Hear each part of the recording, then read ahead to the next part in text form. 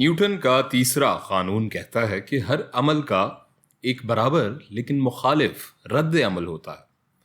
یہی قانون ہمیں یہاں بھی نظر آتا ہے۔ یہاں ہم دیکھ سکتے ہیں کہ یہ کرنٹ والی تار یا کنڈکٹر ان میگنیٹس پر ایک قوت لگا رہی ہے جسے ہم ایکشن یا عمل کہہ سکتے ہیں، جبکہ یہ میگنیٹس اس کرنٹ والی تار پہ ایک قوت لگا رہے ہیں جسے ہم ریاکشن یا رد عمل کہہ سکتے ہیں۔ اس ویڈیو میں ہم ان دونوں قوتوں کی سمت معلوم کریں گے۔ اس تار سے شروع کرتے ہیں اور دیکھتے ہیں کہ یہ کرنٹ والی تار یا کنڈکٹر کس سمت میں ان میگنیٹس پر قوت لگا رہی ہے۔ ہم جانتے ہیں کہ اس تار میں موجود کرنٹ ایک میگنیٹک فیلڈ یا مقناطیسی حلقہ اثر پیدا کرتا ہے، اور یہ فیلڈ ان دونوں میگنیٹس کو دھکیلتی ہے یا ان پر قوت لگا رہی ہے۔ فی الحال ہم صرف اس تار میں کرنٹ کی پیدا کردہ مقناطیسی حلقہ اثر کو، میگنیٹک فیلڈ کو دیکھتے ہیں۔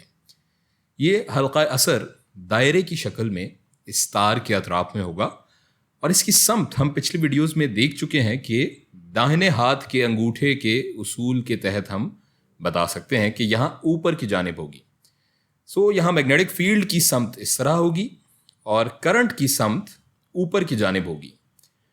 اگر میں یہاں ایک چھوٹا مقناطیس، ایک میگنیٹ رکھوں تو اس مقناطیس کا نارتھ پول اس دائیں سمت میں اس قوت کو محسوس کرے گا، اور اگر میں وہ چھوٹا مقناطیس یہاں رکھوں تو اس مقناطیس کا نارتھ پول یا شمالی قطب اس سمت میں اس قوت کو محسوس کرے گا۔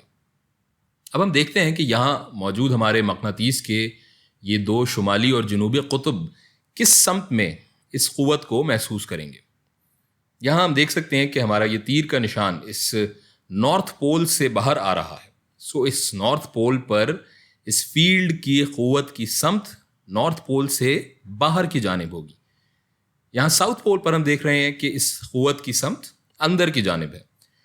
یہ ساؤتھ پول پہ قوت کی سمت اس کے اندر، اسکرین کے اندر کی جانب ہوگی۔ لیکن یہاں ایک باریکی ہے، اگر ہم نے یہاں اپنے مقناطیس کا نارتھ پول رکھا ہوتا ساؤتھ پول کی جگہ، تو اس قوت کی سمت اس نارتھ پول میں بھی اندر کی جانب ہوتی، لیکن یہاں نارتھ کی بجائے ساؤتھ پول ہے۔ اب ہم جانتے ہیں کہ نارتھ پول پہ قوت کی جو سمت ہوگی، ساؤتھ پول پہ اس کی مخالف سمت ہوگی۔ یہاں ہمارے اس ساؤتھ پول پہ قوت کی سمت بھی ہو جائے گی باہر کی جانب، اس طرح۔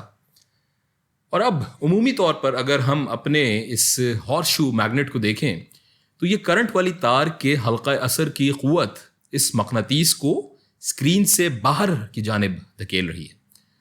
اب نیوٹن کے تیسرے قانون پر واپس آئیں تو رد عمل کے طور پر ہم جانتے ہیں کہ یہ مقناطیس یا اس کے حلقہ اثر کی قوت اس کرنٹ والی تار یا کنڈکٹر کو اسکرین کے اندر کی سمت دھکیل رہی ہوگی۔ ان دونوں قوتوں کی سمت تو ہم نے معلوم کر لی، لیکن یہ کافی پیچیدہ اور نسبتاً لمبا طریقہ ہے جس کے ذریعے ہم نے یہ سمت معلوم کی۔ اب ہم ایک شارٹ کٹ کے بارے میں بات کرتے ہیں جس کے ذریعے ہم نسبتاً جلدی اور آسانی سے یہ سمت معلوم کر سکتے ہیں۔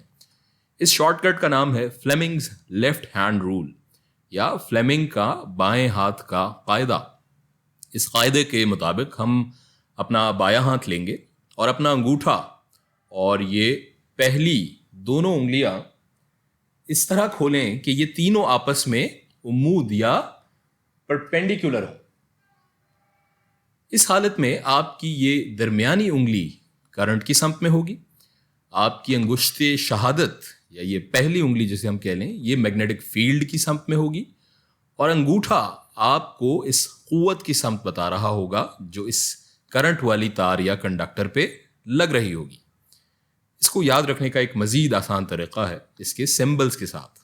یہ قوت ہماری ایف ہوگی، مقناطیسی حلقہ اثر یا میگنیٹک فیلڈ کو ہم کیپٹل بی سے ظاہر کرتے ہیں، اور یہ کرنٹ ہم جانتے ہیں اسے ہم آئی سے ظاہر کرتے ہیں۔ یہ تینوں ہو جائیں گے ایف بی آئی، نام تو سنا ہوگا آپ نے فلموں میں، امریکن انٹیلیجنس ایجنسی کا۔ یہ ایک مزید آسان طریقہ ہے اسے یاد رکھنے کا۔ اسے ہم مزید بہتر سمجھیں گے، اس پر بات کریں گے ایک مثال کے ذریعے، لیکن اپنی اگلی ویڈیو میں۔